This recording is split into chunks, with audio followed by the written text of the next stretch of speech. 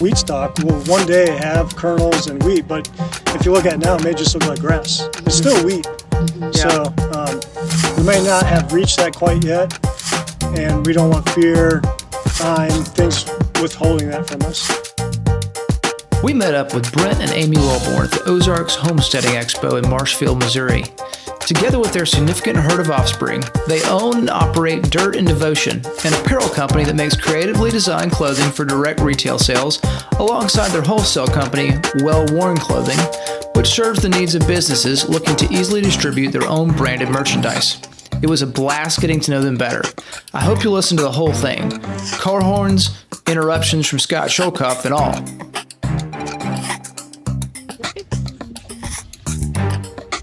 Hello, everybody. Welcome to the Stay at Work Home, where we talk about living coherent, unified, unfragmented lives as families who are working and keeping that which God has given us.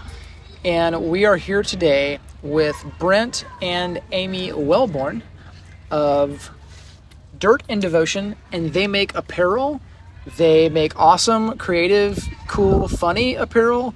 They do a lot of B2B stuff, and one of their recent customers is Polyface Farms of Joel Salatin fame, and so we're pretty stoked about that. I'm pretty stoked about that for them.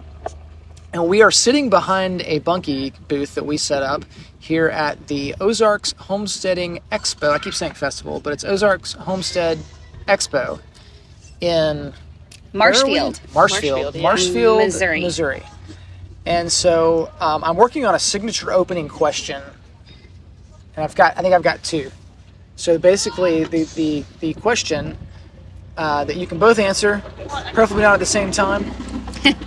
By the way, we're beside a road, so if you hear gravel slinging, that's because we're beside a road. But we're in the shade, and that's what matters after a day like today. Yeah. So the two questions are, who is your family, and what do you do? Well, I'd say, Amy, you want to answer? What does your family do? So it'd be like, what do you do together, but what does your family do? You want to answer the family question? Sure. And speak really loud because... Okay, yeah. So I can move this over here. Yeah, so we have 8 kids, and we kind of unlikely fell into homeschooling. I said I would never homeschool. We said that too. Yeah. So that's what we do as a family. We're together always, which has been a huge blessing.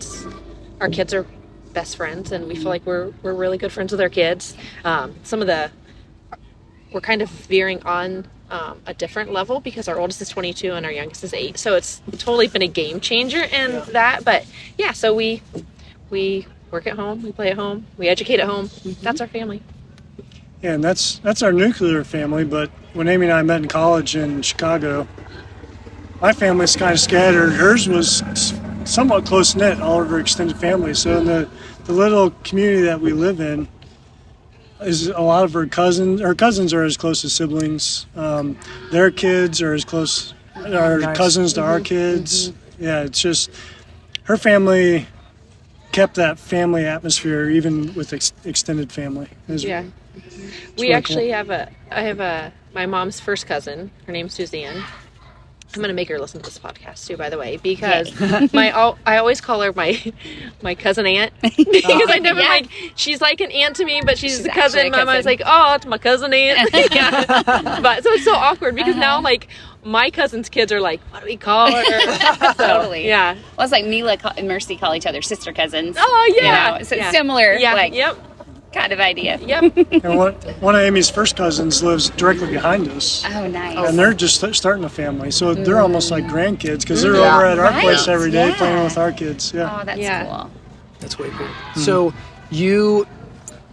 this thing picks me up good from here. It really doesn't. I'll spin it.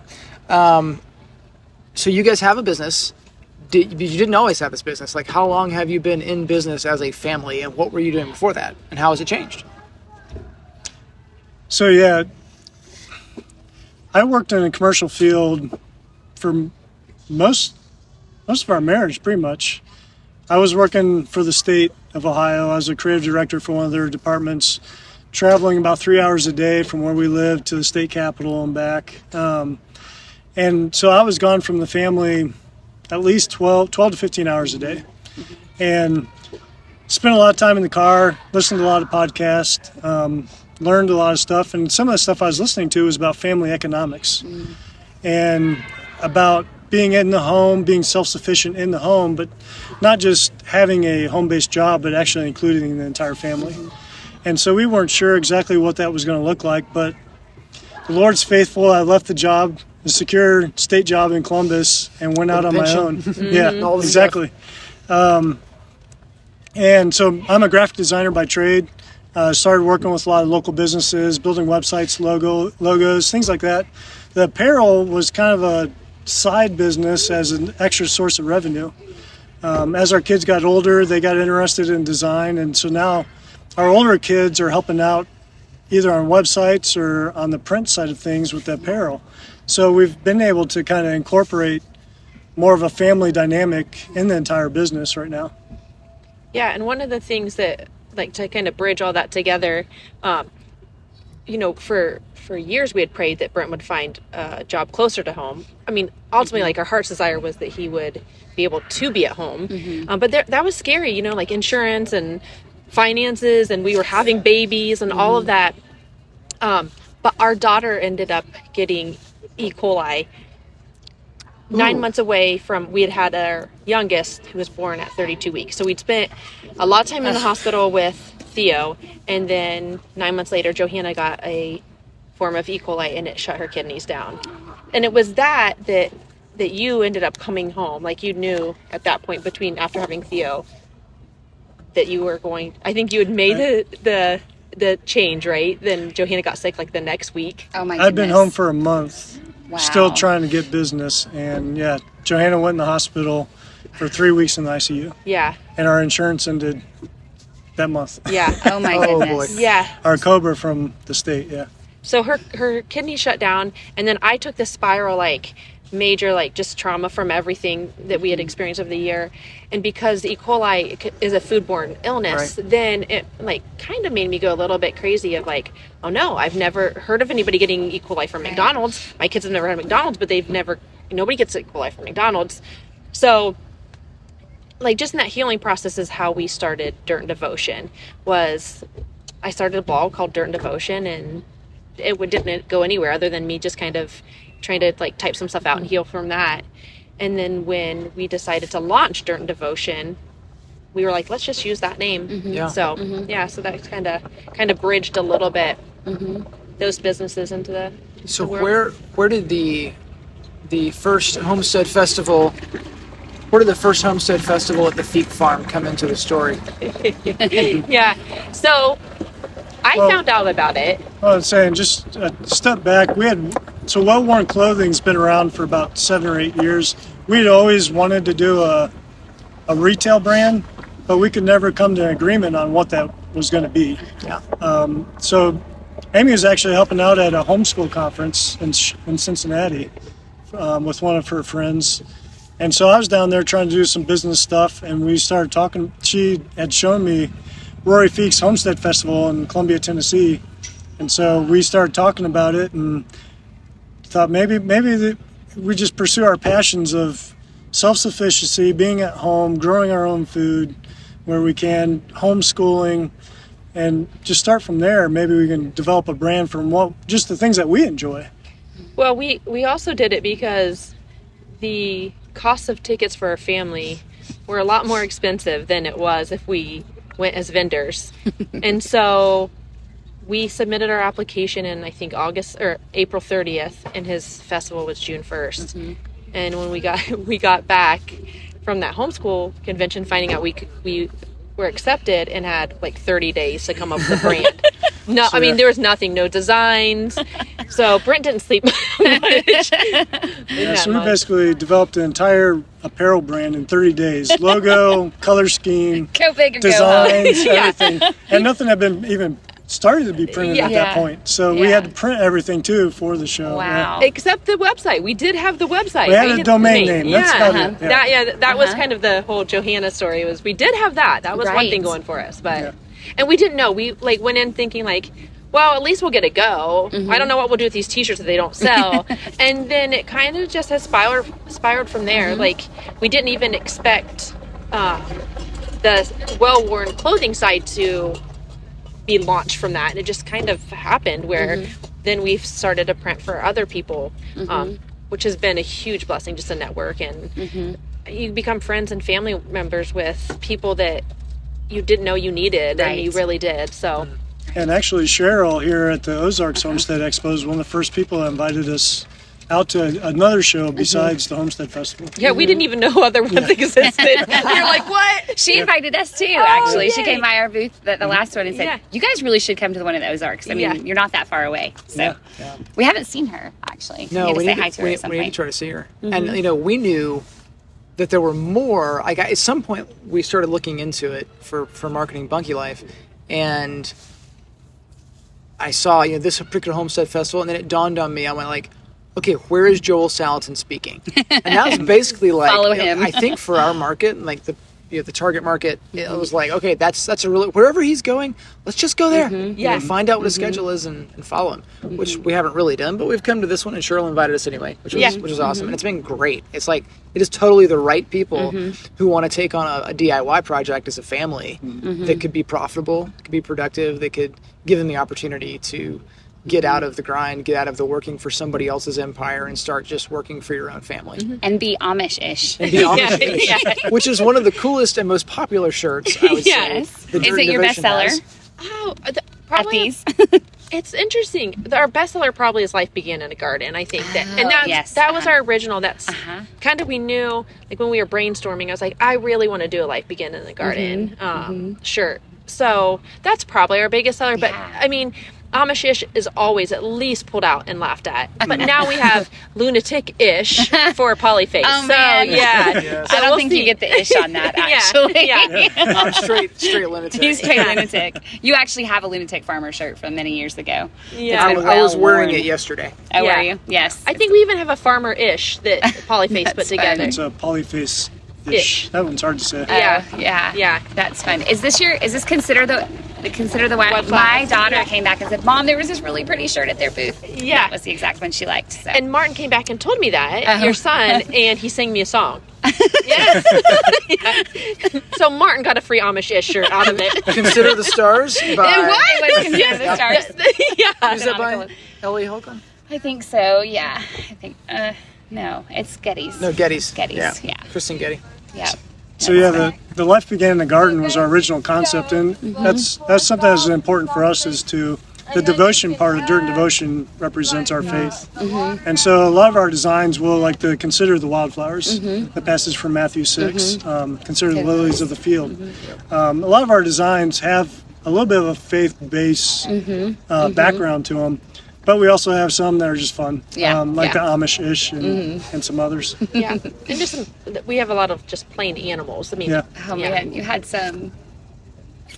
I don't know if I can repeat them though. It said You had some that were borderline irreverent. Yeah. I'm like, but I wanted to I get wasn't him one, sure and if I'm I like, should laugh or not. I think it had to do with tapping trees. Yes. Is what Oh, it was. yeah. I'm like, I don't think you'd actually wear it even though you'd want to. Yeah. And we do tap trees. And we So do. it's like, We do tap trees. You see a maple tree, you're like, I tapped that with 2 taps, I'm pretty sure. Yeah. Fun story is Rory's nephew Michael has that shirt, and he wore it out on stage setting up in Amish country when we launched Amish-ish. So it was That's really great, actually. So what's it been like for like, I mean, your oldest is 22. You weren't doing this when she was, this is she, right? He. Okay, so Yep. when he was 10, but you have other kids now that are growing up that way as though it's normal. Yeah. What was the transition like? Has it been any kind of aha or scary or rebellious or coming around? What's the social in the family been like, the dynamic change? You said everybody's best friends, so it sounds like they never fight and they're perfect. So Oh, they fight. Oh, man, they fight. Yeah. No, I think it was kind of like one of those things where you're like, oh, this is just natural, right? Like, we didn't know that like co-sleeping was even a term. It would made sense to sleep. Like when Bennett was a baby, we brought him home, we slept in the bed, and everybody slept. And then somebody said, oh, that's a term, co-sleeping. We didn't realize, I mean, this was just natural. It was a natural flow. Bennett, when he was about 10, like got into like stop animation filming. And so he's done a lot of like the photography and video work. So it just kind of like where our kids are naturally gifted is kind of where it's fallen into place. Like our daughter Ruth loves working the booth. So she's a little territorial about that. She's 10, and she does really, really well. And it's been fun because we've seen her bloom like in homeschool with that stuff too. So Yeah, that's one of the things we learned through homeschooling is it's not a one-size-fits-all. We can really cater to their strengths, their passions, their desires, and having businesses allows them to pursue that a little bit more. yeah. Whether they succeed or fail in the particular business they try is almost not a big Irrelevant. issue because they're learning so many different things, just trying and just giving it a. It makes me Bunky Bob and his sales. So he loves putting up the bunkies, but he also one day, I don't know what the catalyst was for this, but he decided he was going to start a store at the end of our driveway. We live in a zip code. Our town has it's got 600 people, I think is what it says on the sign. And that's probably And we're 25 minutes from the town. So we are not on a road that's going to get a whole lot for a lemonade stand. However, we are close enough to the interstate between the vineyard and the interstate that we get some traffic. But he Especially and on Mercy, I was gone for the day for some reason, and they started doing some finger knitting goods. Have you ever done finger knitting? And how very useful these long strings of loose 6-year-old woven knitted goods are. And he put up a table and he put up a sign and he made like $21 in a day. And then of course they had to do it again the next day. And that day somebody finally told him, you guys need to get some lemonade out there. So they did, and they sold their lemonade and they actually made a couple of dollars, Oh, yeah. Like They went out one day with frozen chocolate covered bananas and made like $70-something. Oh, wow. Well, total over the couple of days. It was that one day. Was it one day? Yes, and because it was a Saturday, and so like all the vineyard goers are coming off the interstate and going to the vineyards, and it's like that's the one day we get traffic, But the first day he went out there, actually $5 of it was from the sheriff's deputy that our angry neighbor had called because the horses got out. So. So the sheriff bought from our kids. Yeah, that's good. And then talked to the neighbor, and anyway. So has it been a transition? Like I'm thinking, within marriage for us, it has been a transition, right?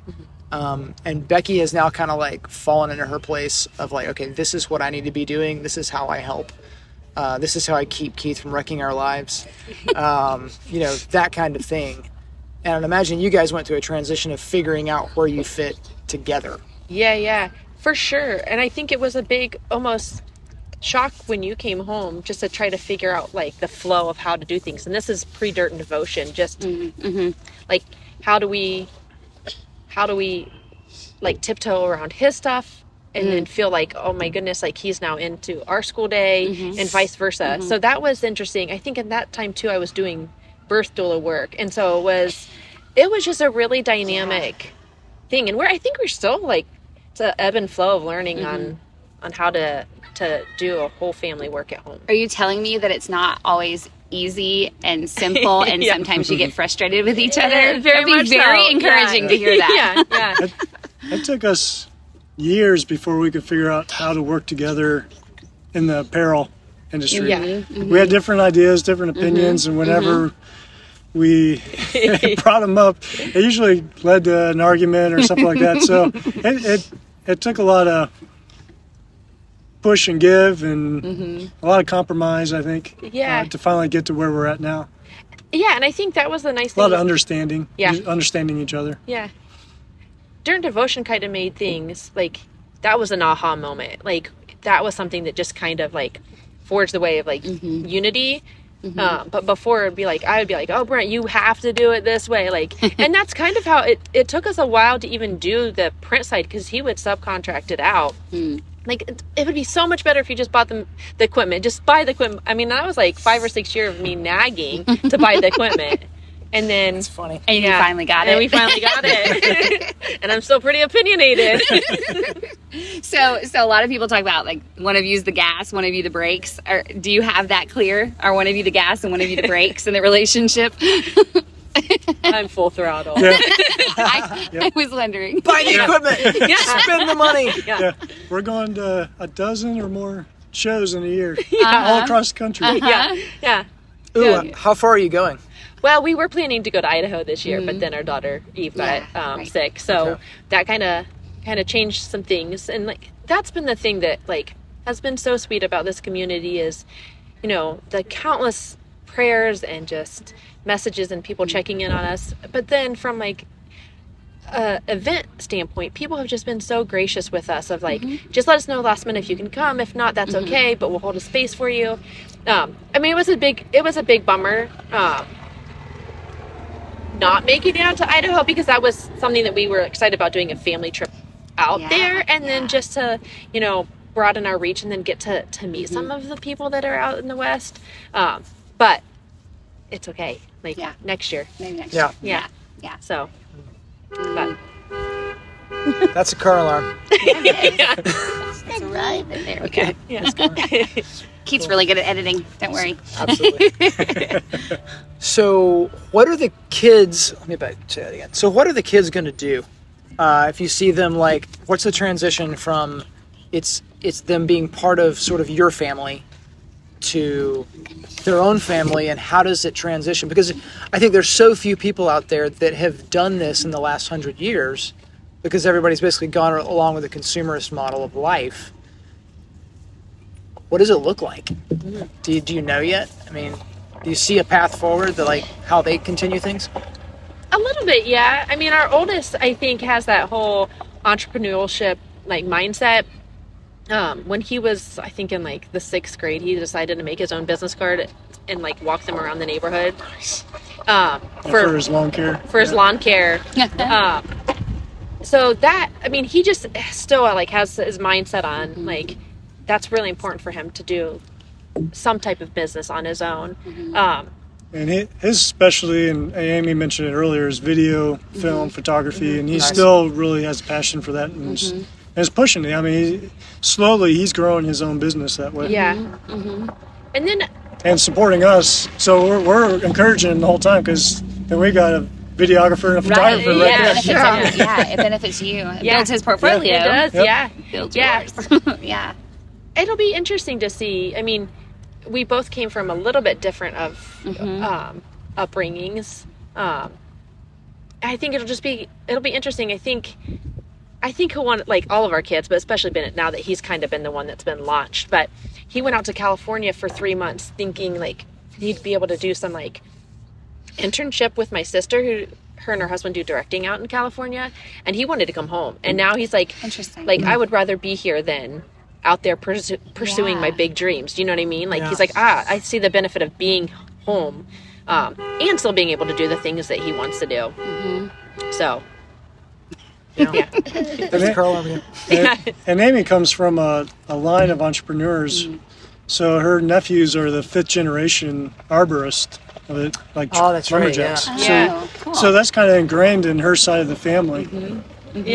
Full throttle. Full throttle. Yeah. Actually, if you didn't say that about lumberjacks, I would have not even thought about this. But when we were growing up, my dad and mom both participated in a competition called the Paul Bunyan Show. So we every year went to an event called my dad and my sister, like, claims the title of, like, being number 1 for axe throwing. My mom did, like, Jack and Jill, like, Saul. Nice. But axe throwing was, like, family specialty. That's cool. I didn't get that gene, No. but my sister did. Okay. I was about to ask for a demonstration. Nope, can't do it. But my sister's real good at it. So that's what we've talked about. Our kids are going to say, yeah, my mom and dad went to these homestead festivals. Right. Yeah, because that was, I mean, the Paul Bunyan Show was, like, a sweet memory. Yeah. So. That's Yeah, cool. as far as the other kids, Johanna's doing a lot of the printing for the business right now. She's our 3rd oldest. I could see her really kind of transitioning into doing that more full time, so then I can step back and maybe do more of the client interactions, more of the design work. So I think her and I are still figuring out that relationship and kind of how we work together and playing that way. But our 2nd oldest, Eve, and as far as them pursuing passions, she wants to be a paramedic. So she's done schooling, she needs to do her test, and said, go for it. I mean, that's where your passion is. It may not necessarily fit into homestead apparel, but if we ever get sick, you're the first person working on call. Exactly. Yeah. That's cool. So, do you have kids that don't like to work? I mean, Or does everybody just love to work hard all the time? we have an 8-year-old son. That would be our Who will go unnamed? yeah. But I mean, I think they do like fluctuate between. I think the age, situation plays a part. There are personalities for sure, but yeah, I mean, I think they all really.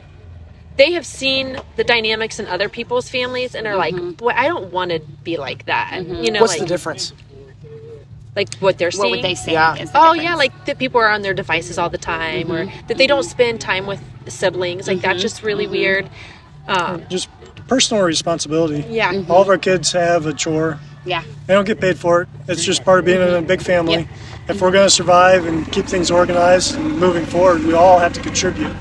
So they all have things that they do around the house. Yeah, people probably be like, "Oh, should we call Children's Services because Theo, 8 years old, is doing his own laundry?" No. But, yeah, I mean, think maybe people should get called when they Love know it. yeah. when they're 16 or something and don't do their own laundry. Anyway, no offense awesome. if anybody's. You guys should not be talking to each other. I'm just teasing. Why? Because Enter Scott Ladies and gentlemen, Scott on the podcast. Scott Shilkup from, I can't remember, Natural Hope has just walked up. He wants to talk on the Joy. podcast too. We're in there, Jay. I know. He's provided me with some free chai today that came passed through my children's fingers. Like my kids go find everything free at these things, or maybe it wasn't free and they just took it. Kinda like I a actually t-shirt. charged them about $50 a piece. Did you? Yeah, Where'd they get it? They I must mean, have stolen it from you. well, yeah. I know there wasn't where that is much this money amount. coming from? I'm like, just keep bringing it over here. Who cares? Let's go around the corner. I'll do you a little deal, a little chai, a little cash. They learn deal making at these things. They do. They They do. learn manipulation techniques, sad puppy dog eyes for free t-shirts, all that kind of stuff. That's fine. The last festival, we were getting sunburned badly. I mean, apparently I'm doing it again, but they went around and said, I don't know how Mercy got the hat, but she told somebody that she didn't get Mommy a Mother's Day gift because she didn't have any money, and that her mommy really needed a hat because her face was sunburned, and she came back with a hat. I wore it. I decided to wear it today as much as I could to try not to be as sunburned. I'm just sunburned. Yeah. Well, she didn't bat her eyes for Daddy this time. So your kids don't have devices. That sounds like neglect and child abuse, and you're mean, oppressive parents.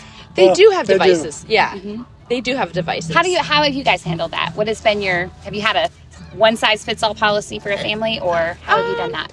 Some like we don't let like TVs. This has been kind of when we were dating. We were like no TVs in their rooms. That's just something that No connection at all. No computers, no TVs, no phones, tablets, nothing in the rooms where they can be away from everybody else and hide. And, Yeah. And I'm the oldest of 5, and though like I was able to, glean from some of this information from my parents, I definitely spent most of my teenage years in my room on a phone, or nose in a magazine. Like, so neither one of us wanted that for our kids. So, and that's been cultivated. Like, they don't hang out in their rooms they've never hung out in their rooms by themselves. Our 3 youngest girls will go up there and hang out or talk, do hair, play Barbies, that kind of stuff. But other than that, nobody's really hung out in their room. We've all just been together. But then with the devices, we've let them have phones when they're in middle school because they do participate in sports for the local school district. So we felt like that was a safety issue, just riding the bus and transportation type things. But we don't have them in their room. We have like a limit on what time they can get on them and how much. Yeah. Restricted apps and things like that. But so we try to balance it a little bit. we got a little lax this summer and weren't really policing it too much. So we noticed the younger ones were on devices most of the day. So we'd set new time limit and said, you can't be on the device until after the certain time. And I think it's paid off. Everybody seemed to be in a better mood. Yeah. They'd be interacting with each other a lot more. Yes. Just a lot better time spent. We noticed when our oldest 2 girls, they were probably 4 and 1, and if I when I would let them have their afternoon TV time. I mean, we're just talking TV, right? Yeah. Not an Angelina Ballerina or something silly. But as soon as they got off, it was like I had these difficult little girls that suddenly had to go back into the real world of, everything's not just serving. And it was just a clear picture, even at that age. So, I mean, not that we don't say never, but it does affect how they interact with other people. I know it about myself when I'm on my phone too much and then somebody bothers me. Like Scott. Sorry, Did you see his burn? Is this your deep is the tissue funniest- salve? yes. This is the funniest thing. So like, I'm going to like pop my neck, I'm like, "Argh," and then Scott's like, no, don't do it, because he doesn't say anything. He's like, give me this alarmed face. We were playing charades for a minute. Yeah, well, okay, so I am interrupting this podcast to bring He's really you good at editing. this regular sponsor. scheduled. Sponsor. Yeah. Oh, he's our sponsor. $100. You just got a free sample. This is definitely Okay, free sponsored sample. ad. That's sponsor. That's good enough. Good enough. So, Fair. like, I used to crack my neck like that all the time. Well, until I got a fusion of my 6'7", and then that stopped. It's okay. I don't have one of those. Well, yeah, okay. Yet. What? Yet. But what you need to be doing if you're having problems with your neck is actually stretching. Okay. But the problem is like, as a whole, most people are too lazy. I'm one of them, because I'll have an issue with my neck and I won't stretch, and then every once in a while I'll get some creaks in it, and then I start stretching for a couple days, and all of a sudden all that stuff goes away and I'm feeling good, and then I stop doing it again. Right, So- because you feel good. You don't need to. yeah. Yeah. So I saw this and I'm like, throw that on your neck, it'll help you out. Don't crack your neck like that. Like, that is, Yeah. I did it that way for 30 years. Yeah. Me stop. And now I can't, like, I see somebody do it. I want, like, Perry, if he goes to do it, I'm like, Stop! oh, No! I will punch you. Like, do not do that I in will front of stop me. you. Yes. I will run to my booth and get you a salve quickly. Well, and I didn't want to interrupt, so I was like, I'll just run down there. Perfect.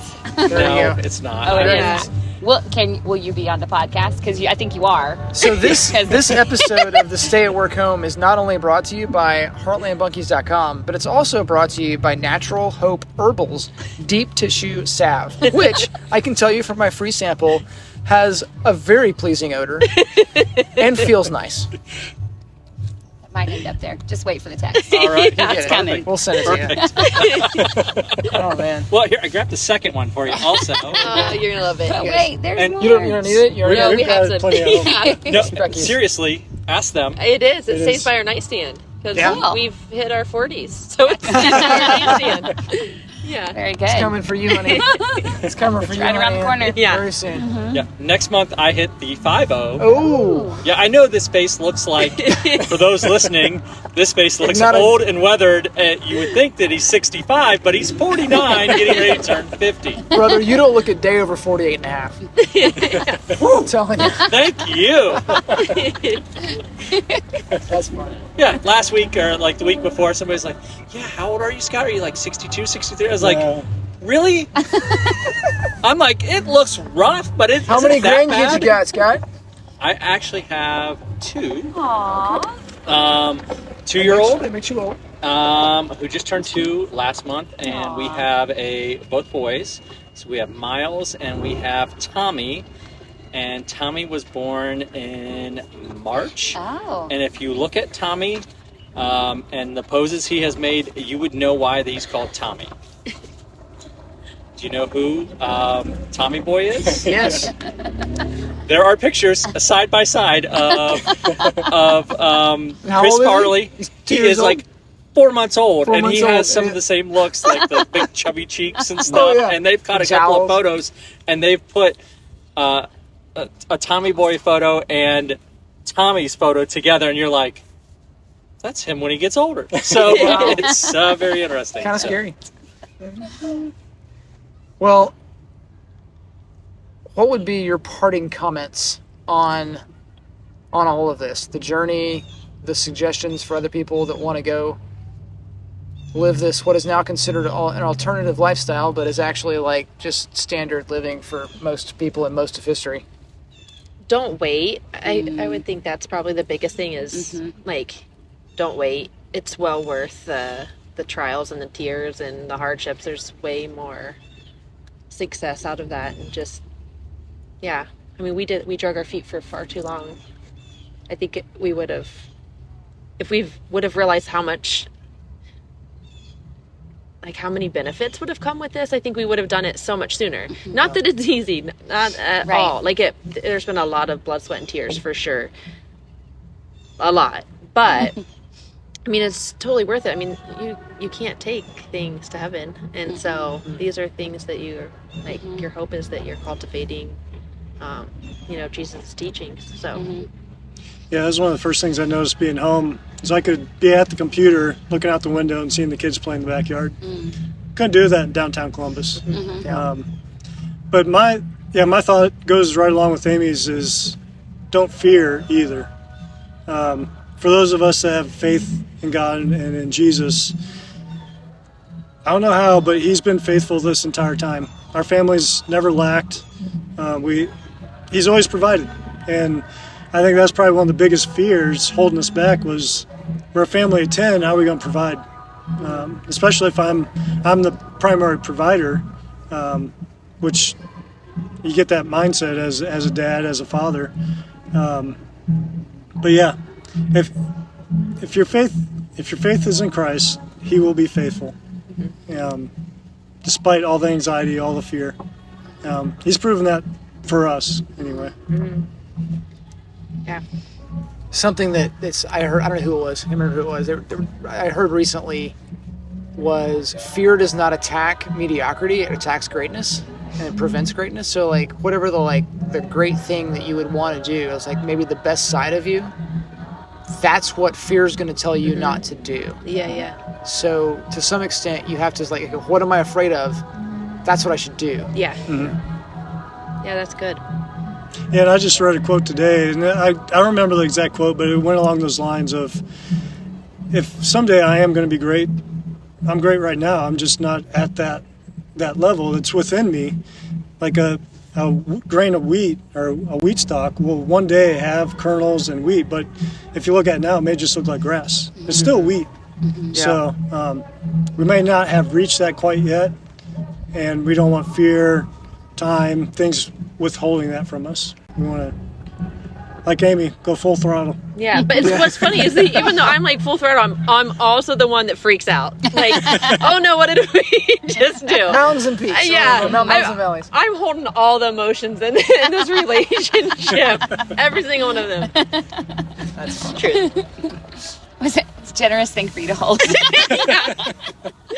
So where can people get your stuff and see what you guys are up to and follow you? And buy their own Amishish t-shirt. Yeah. So we're on Instagram, Dirt and Devotion, Facebook, Dirt and Devotion. But we would love, love, love for you to come to our website, stayatworkhome.com. And then wellworn.clothing. But you can kind of, that's your baby. Is Wellworn Clothing the B2B side? Yeah. So Wellworn Clothing works directly with businesses we work with small businesses, and we do custom apparel for retail brands as well. So a lot of influencers or people here at the festival, if they want to advertise themselves through merch, we're there to help them do that. Okay, so if you do see some merch appearing on stayatworkhome.com, you might know where it comes from. Yeah. Or maybe from heartlandmonkeys.com. Yeah. And if you want to follow Joe around, we probably will be there. There you go. Event-wise, yeah. Sorry to put that little politics plug in. Dirt, Devotion, and Bunkie Life. Yeah. Yeah, so if Joel's there, we'll all be there. Yes. It's going to be a party. That's right. That's right. Scott, the interrupter, do you have anything to say? I do. Well, first of all, I love their lineup of clothes. He's what pointed us to you. I have 4 or 5 shirts myself. My wife has at least that many. And typically every show that I see them at, they have something new, and I'm like, I have to have it. And their shirts feel great. They're very comfortable to wear. I brag about these guys, although Amy doesn't like me. No, I do. Well, she doesn't say that in front of when I'm dealing with a customer. She's like, don't listen to him. Even though she doesn't like me, I like their product, and I reciprocate like the nice stuff that they do. I think we've been at probably 6 events together or something like that. I got to meet them last year. And these guys are like when I found out they were going to be here at this show, I was really, really excited because there was a chance that they weren't going to be here. And things worked out for them. And I was just really, really happy to see that they're here because I don't really consider them anything. I mean, they're more than friends because we get to meet these people and you just get to spend some time with it. And, you know, what happens is it's more like a family reunion because you get to catch up and just chat with people. And it's just fun. And, you know, this is the second time I've met you guys. There and, we go. And you did point us toward the Dirt and Devotion tent. Oh, yeah. The last one. Oh, yeah. And their stuff is the best, bar none. Yeah. Thanks. But, you know, coming to these events, I get to see people like Sean again. I get to see Joel, and I get to see everybody, and it's just really cool. And, you know, we get to see some, you know, I get to fanboy over some of these people too, which is really, really cool. So I do want to say this. I know Scott thinks that I don't like him, but I absolutely do. And like, I just want to make sure that everybody knows I really do like Scott. I really do like his products. They've helped me walk. More so than that, though, if Scott tells you to go eat someplace, you better listen to him because it could be a year before you actually listen to him, and then you're like, what was I thinking? Park Street Pizza is the best. Oh. 100%. Park Street Pizza is how I got my job. Yeah. Park Street Pizza. Okay. Pull it all Where together. is Park Street Pizza? Explain. Columbus? Dayton? Oh, Sugar Sugar Creek, Creek. Ohio. Ohio. Okay. So I'll try to make this quick, but I'm long-winded with everything, so why not?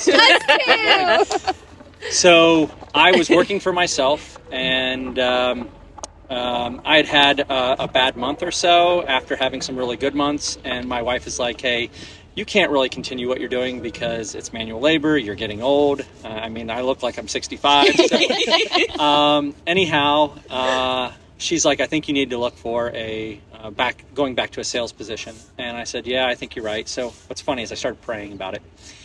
And about a week and a half, 2 weeks later, there's an event going on in Walnut Creek. It's called the Food Independent Summit, also called Superb Industries, Seed to Spoon. It's got like 9 different names.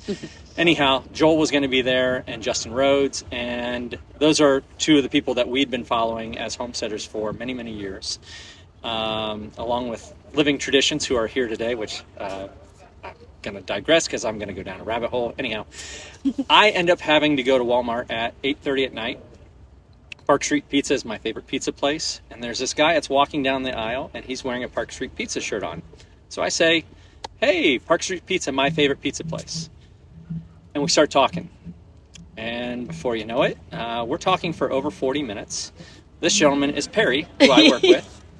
He doesn't go to Walmart at all.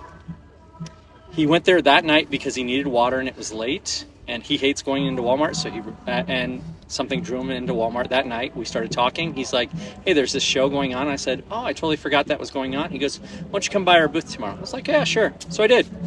And the next thing it was, hey, I think we might have a sales position open up. He sent my resume over to the owners, got interviewed about a week and a half later. 2 weeks after that, I had to make a decision on which job I wanted to go back and do. And I had one that was local that got paid a lot more, and I had one that traveled that I liked the culture. And I was like, God, I think I know where you want me at. I go, but just give me one more sign. And so I called up the one the next morning, and he's like, we had 2 people quit. We can't hire a sales position until we do that. And I called the other one, and they're like, when you start? And I said, next week. And that's how I got my job, was Park Street Pizza and Joel Salatin and Justin Rhodes. There it is. So does Joel Salatin eat at Park Street Pizza? No, but that shirt, although I would go buy Joel Park Street Pizza. And honestly, if you guys make it to the Food Independent Summit, how many times did you guys eat at Park Street? Well, it did take us a whole year I was like, no, there's no way it's as good as other pizza place in Holmes County. I was like, there's no way. We're loyalists. We'll go to this little... But then I was like, no, Scott said it about 10 times today, so we're going to go. And then we went back the next day. And I've dreamt about Park Street Pizza. She will go again. I will, and I love pizza. Pizza's my favorite food. So Park Street Pizza. Yeah. Just good stuff. It is good stuff. Everything is all like local grown and stuff. Cool. So This episode of the Stay at Work Home is also brought to you by Park Street Pizza in Sugar Creek, Ohio. Sugar Creek, Ohio. And it's on Park street. That Easy to is find. very reasonable. I'm glad that they do that. And now we're all hungry. I know. So we're gonna have to And follow no some Park food. Street. And no Park Street pizza. And I just love coming in and interrupting whatever else somebody else is doing, and just like, hey, let me just throw myself into the mix. You're good That's at great. it, too. You You're are good at it. I was laughing, awkward laughing when you were talking about your story, and when you said, and I was talking to this guy for 40 minutes, I was like, that's all you and Barry were talking? Only 40 minutes, you and Barry? That's short. I went to the store to pick up one thing for my sawmill for the following day, and I was going to be there 10 minutes, and he just had to pick up one thing, and we got there. It was 8:30.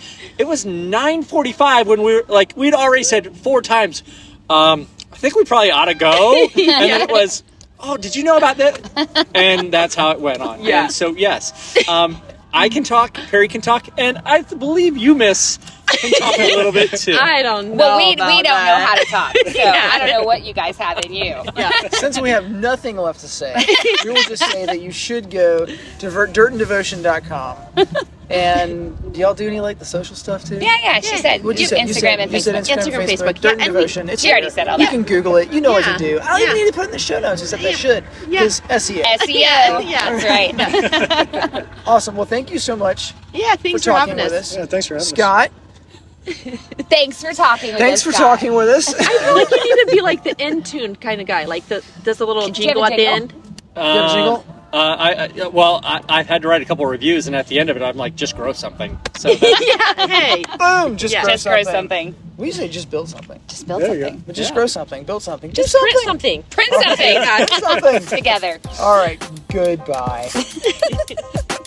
and I want to first of all apologize for because I like. You already did. You don't have to say it again. You So, said. Yeah. We're always looking for sponsorships. So, well, I don't know if we are or not, but I think we will at some point. This episode of the Stay at Work Home is brought to you by HeartlandBunkies.com. Come check out our full line of small cabin kits that can be easily assembled by a few friends or family in just a weekend for extra space for meaningful connection, or extra income, or a home office, a homeschool room, or whatever.